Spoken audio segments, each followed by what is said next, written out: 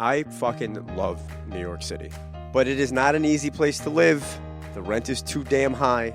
The winters are too fucking cold, and you're gonna want to slap somebody pretty much every day of your life. So if you're living here, you have a damn good reason, and I want to know what that reason is. I want to talk to my fellow New Yorkers to find out why each of them choose to live here. The good, the bad, and the ugly. What are you doing here? What are you doing here? Fuck are you doing here?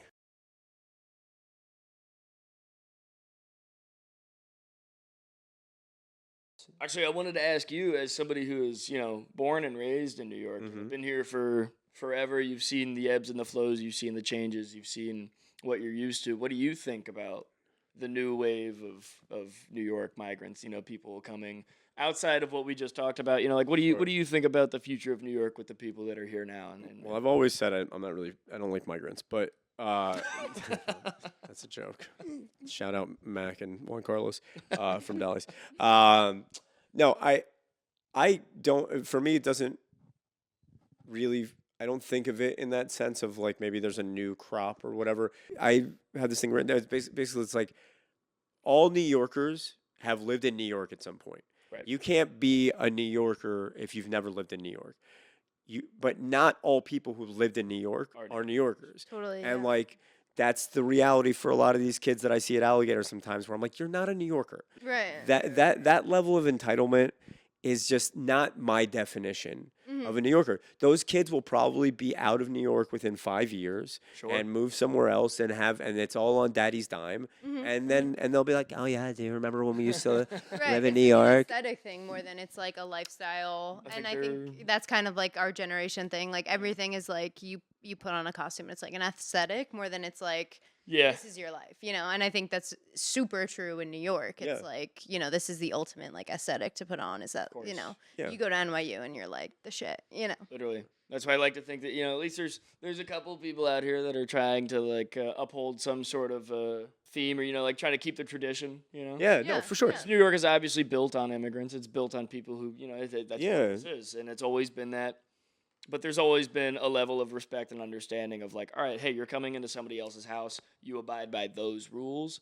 You see a lot of kids that come here and they move into Bushwick. For me, example, you move into Bushwick and you see all these people are like, I don't like that there's, a bunch of Hispanic dudes playing music outside on the block until 2 It's like a.m. that's the best part about living literally, here. I'm like, don't move to Bushwick then. Yeah. Don't move to Bushwick if you don't like that. That's what this is. You can't just come into some place that has historically been this environment and be like, I want to change the environment now. Exactly. No, you don't get to do that. No, you definitely do not fucking get to do that. Yeah. And yeah, those I know some of these kids, and like I have some family that has lived this sort of path, even though I love them. But like, there is a New York that none of us have lived in, where they live in a protected way. Yeah. They live at like the Peter Cooper Village houses or whatever. Right. And the closest thing, closest thing to like a white picket fence that you can have in New York, where like you have a built-in community around you that's all other kind of scared,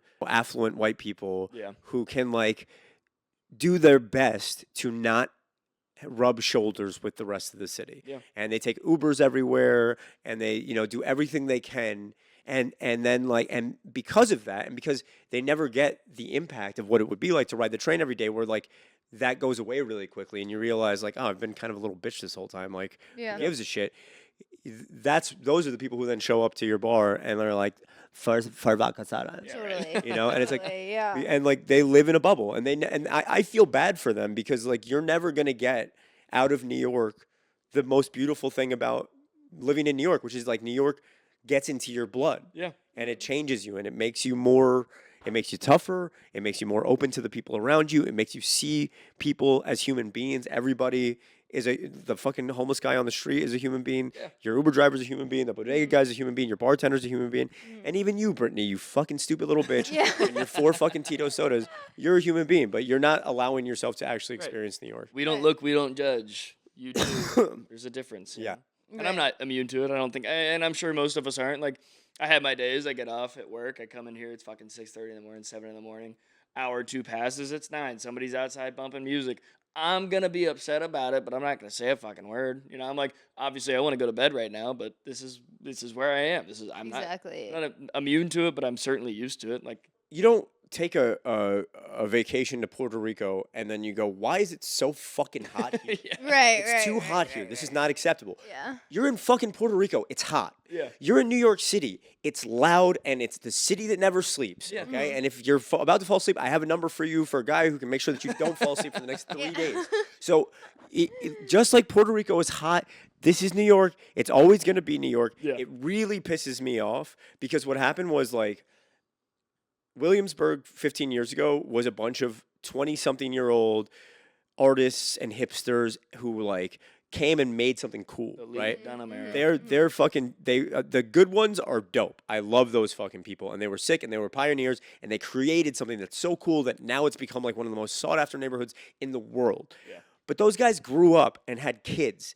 And now these fucking idiots who were the ones partying their dicks off, who like did Molly every 4 minutes for 3 years, are now like the ones being like, it's too loud and complaining about their neighbors, having parties till 6 in the morning. You're ruining my neighborhood. Your neighbors are going to party till 6 in the morning. Yeah. You live in fucking Brooklyn. Yeah. Like, you're not going to change that. And if you have a problem with it, you're the problem. The fact that you live in Brooklyn is the fucking problem. What are you doing?